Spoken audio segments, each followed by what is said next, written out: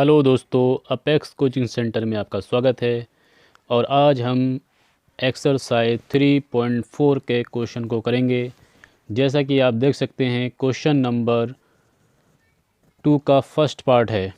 Question में दिया है 5 वर्ष पूर्व नूरी की आयु सोनी की आयु की 3 गुनी थी।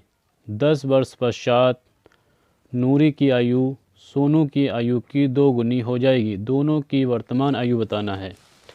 तो इसके लिए हम क्या करते हैं, मान लिया जाएगा, माना नूरी की आयु बराबर x वर्ष और सोनू की आयु बराबर y वर्ष। 5 वर्ष पश्चात यानी कि 5 वर्ष पूर्व कह रहे हैं, पश्चात नहीं पूर्व, 5 वर्ष पूर्व यानी कि 5 वर्ष पहले की बात हो रही है। तो जब कभी भी 5 वर्ष 10 वर्ष जितने वर्ष पहले की बात होती है उतनी वैल्यू वर्तमान आयु में से माइनस कर देते हैं। तो वर्तमान आयु x है, 5 वर्ष पहले की बात है तो 5 माइनस कर देंगे। अगर नूरी की माइनस होगी तो सोनू की भी माइनस होगी। अब प्रश्न के अनुसार कहा जा रहा है कि 5 वर्ष पूर्व नूरी की आयु सोनू की आयु की 3 गुनी थी। तो एक तरफ हम लिखेंगे नूरी की आयु और एक तरफ लिखेंगे सोनू की आयु। अब नूरी की आयु 3 गुनी है पहले से ही, अगर बराबर करना है तो इसमें 3 लगा देंगे और इसको सॉल्व कर लेंगे। बराबर करने के लिए 5 3 गुनी तो है ही, तो 3 गुना ऐसे भी करना पड़ेगा। तो ये आ जाएगा 3y माइनस 15। तो x 3y को उधर ले आएंगे, माइनस का 3y इक्वल में आ जाएगा 15 माइनस है और ये माइनस का इधर आके हो जाएगा प्लस का भी। तो x माइनस 3y बराबर माइनस 10। ये हो गया समीकरण 1। फिर दूसरी कंडीशन में कहा जा रहा है कि 10 वर्ष बाद, 10 वर्ष बाद का मतलब है कि 10 और जुड़ जाएगा। तो नूरी की आयु हो जाएगी x प्लस 10 और सोनू की हो जाएगी y प्लस 10 वर्ष। फिर प्रश्नानुसार तो एक तरफ लिखेंगे नूरी की आयु, एक तरफ लिखेंगे सोनू की आयु। अब क्या कहा जा रहा है, अब ये देखिए क्वेश्चन में क्या कह रहे हैं कि 10 वर्ष बाद, 10 वर्ष पश्चात नूरी की आयु सोनू की आयु की 2 गुनी हो जाएगी। 2 गुनी यानी कि 2 गुना। तो ये तो 2 गुनी हो जाएगी। अगर इसको बराबर करना है तो यहाँ 2 से गुणा करेंगे इसकी। तो x प्लस 10 बराबर आ गया हमारे पास 2y प्लस 20। 10 दूनी 20 हो जाएगा। तो x माइनस का 2y और बराबर में 10 आके हो जाएगा माइनस। तो x माइनस 2y बराबर बचेगा 10। ये आ गई समीकरण 2। अब समीकरण 1 ये आई है, समीकरण 2 ये आ गई। इन दोनों को हल कर लेंगे। देखते हैं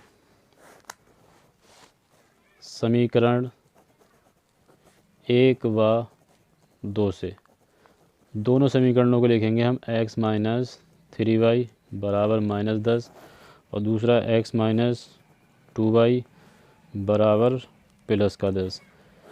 क्योंकि हम विलोपन विधि को अपना रहे हैं तो विलोपन विधि में क्या होता है, एक जैसी नंबर करने होते हैं x या y के साथ। अब y पे तो अलग अलग हैं, यहाँ 3 है यहाँ 2 है, लेकिन x पे बराबर है, ये भी 1 है ये भी 1 है। लेकिन प्रॉब्लम ये है कि दोनों ही प्लस के हैं तो एक को माइनस करना पड़ेगा। और जब इसे माइनस करेंगे तो ये सब चिन्ह बदलेंगे, ये प्लस हो जाएगा, ये माइनस हो जाएगा, ये कट गया प्लस माइनस। अब ये प्लस का 2y और माइनस का 3y तो बचेगा माइनस का y। इधर माइनस 10 हो जाएगा माइनस का 20। माइनस से माइनस कट गया तो y बराबर आ गया 20 वर्ष। और y हमें माना किसको है, तो y हमने मानी है सोनू की आयु को y माना है। इसका मतलब ये y जो 20 वर्ष आई है किसकी आयु आ गई, सोनू की आयु आ गई, सोनू की आयु और बराबर कितनी आ गई, ये 20 वर्ष आ गई भाई। अब ये जो y का मान आया इसको समीकरण 1 में लगा देंगे हम। इस y के मान को, y का मान समीकरण 1 में रखने पर, समीकरण 1 में लगाएंगे तो समीकरण 1 हमारे पास है x माइनस 3y बराबर माइनस 10। x का मान आया है 20 माइनस 3y बराबर माइनस 10। ठीक है, 1 मिनट, गलती हो रही कुछ, x का मान नहीं है हमारे पास, y का मान है। तो x माइनस 3 और y का मान हमारे पास 20 आया है, ये लिखूँगा y का मान। y का मान है 20 बराबर माइनस 10। x माइनस 20 3 60 हो गया बराबर माइनस 10। तो x बराबर माइनस 10 और माइनस का इधर आगे हो जाएगा प्लस। तो x बराबर आ गया 50 वर्ष। और 50 वर्ष x क्या माना था हमने, x मानी गई थी, किसकी आयु मानी थी हमने, x मानी थी नूरी की आयु को। तो ये आ गई हमारे पास नूरी की आयु। अतः